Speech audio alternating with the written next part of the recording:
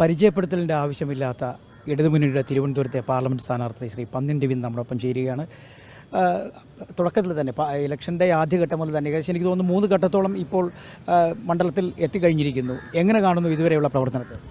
അല്ല, മിക്കവാറും എനിക്ക് പരിചയമുള്ള പ്രദേശമല്ലേ. ആ പ്രദേശങ്ങളിൽ വീണ്ടും വീണ്ടും പോകുക എന്ന് പറയുന്നത് തന്നെ അവരെ വീണ്ടും വീണ്ടും കാണുക എന്നുള്ളതാണ് ഒരു കേസ്. ഒന്ന്, ജനങ്ങളുടെ മനോഭാവത്തെക്കുറിച്ച് പൂർണ്ണമായും മനസ്സിലാക്കാനുള്ളൊരു അവസരം ഉണ്ടായി ഈ സമയത്ത്. അതിൽ ഞാൻ സംതൃപ്തനാണ്.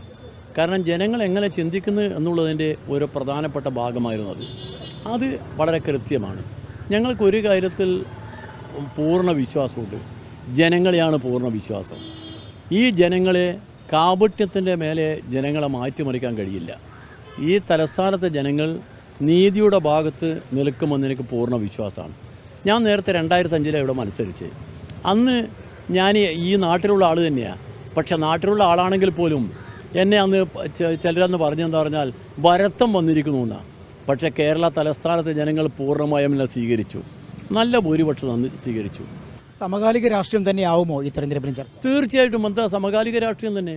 നമ്മുടെ രാജ്യത്തിൻ്റെ സ്ഥിതി അവരെ ബോധ്യപ്പെടുത്തുക. അവർ ഭയാശങ്കയോട് കൂടി കാണുക നമ്മുടെ രാജ്യത്തിൻ്റെ സ്ഥിതി. ഇന്ത്യ ഇപ്പോൾ CAA വന്നല്ലോ.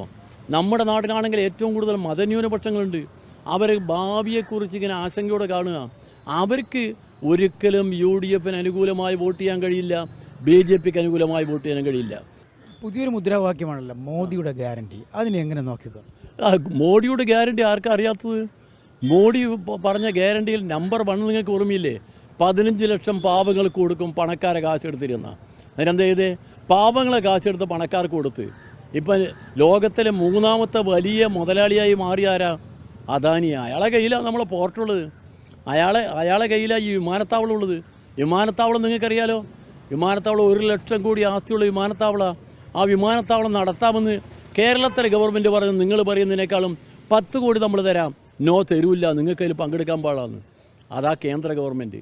കഴിഞ്ഞ 2 ടേമായിട്ട് ഇപ്പോൾ 2ാം പ്രാവശ്യവും LDF വന്നിരിക്കുന്നു. ആ LDFിൻ്റെ ഭരണങ്ങളെക്കുറിച്ചുള്ള അല്ലെങ്കിൽ ഭരണ നേട്ടങ്ങളെക്കുറിച്ചുള്ള ഒരു വിലയിരുത്തലാകുമോ ഈ തെരഞ്ഞെടുപ്പ്? അതിലെന്താ നിങ്ങൾക്ക് സംശയം? ജനങ്ങൾ അങ്ങനെ വോട്ട് ചെയ്യും. നിങ്ങൾ ആദ്യത്തെ തെരഞ്ഞെടുപ്പ് കഴിഞ്ഞ് 2ാമത്തെ തെരഞ്ഞെടുപ്പിൽ നിങ്ങൾ ഇതേ ചോദ്യം ചോദിച്ചല്ലോ. ജനങ്ങളെ മുമ്പിൽ നിങ്ങൾ എന്തൊക്കെ പറഞ്ഞു? അന്ന് പറഞ്ഞ നുണയെന്താ? ബിരിയാണി ചെമ്പ്. ആ ബിരിയാണി ചെമ്പിനകത്ത് സ്വർണം കൊണ്ടുപോയ കഥയൊക്കെ പറഞ്ഞുകൊണ്ട് ജനങ്ങളെ പറ്റിക്കാൻ നോക്കിയില്ലേ? തെരഞ്ഞെടുപ്പിൽ എന്താണ്ടത്? ഇടതുപക്ഷ മുന്നണിക്ക് 99 സീറ്റാണ് കിട്ടിയത്. 99 സീറ്റ്. അതെങ്ങനെയാണ് കിട്ടിയത്? ജനങ്ങൾക്ക് വേണ്ടി ജനങ്ങളാൽ ഭരിക്കുന്ന ഗവൺമെൻറ്. അത് പൊതുവേ കേരളത്തിൽ കഴിഞ്ഞ പ്രാവശ്യം 19 സീറ്റുകളാണ് UDF പിടിച്ചെടുത്തത്. അതിൽ നിന്നൊരു മാറ്റം പ്രതീക്ഷിക്കുന്നുണ്ട്. പിന്നെ തീർച്ചയായിട്ടും മാറ്റം എന്താ പ്രതീക്ഷിക്കുന്നത്? ഇത് ജനങ്ങൾ കാണുന്നില്ലേ? ജനങ്ങളുടെ മുമ്പിൽ നമ്മൾ ഇതല്ലേ പറയാൻ പോകുന്നത്?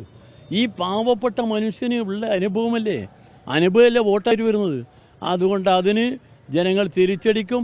2004 ആവർത്തിക്കുമെന്നാണ് നമുക്ക് ഇപ്പോഴത്തുള്ള അവലോകനത്തിൽ തോന്നുന്നത്. അത് ആവർത്തിക്കാൻ കഴിയും. കഴിഞ്ഞ പ്രാവശ്യത്തെ ഭൂരിപക്ഷത്തേക്കാൾ മുന്നോട്ട് പോകാൻ കഴിയും. വലിയ ഭൂരിപക്ഷം കിട്ടും. അത്രയും എനിക്ക് ഇപ്പോൾ തിട്ടപ്പെടുത്താൻ കഴിയില്ല. അത് തെരഞ്ഞെടുപ്പ് കഴിയട്ടെ. ജനങ്ങളെങ്ങനെയാണ് പൊതുവെ ഒരു സമീപനം? ജനങ്ങൾ ഏറ്റവും നല്ല അടുത്ത സമീപനമാണ്.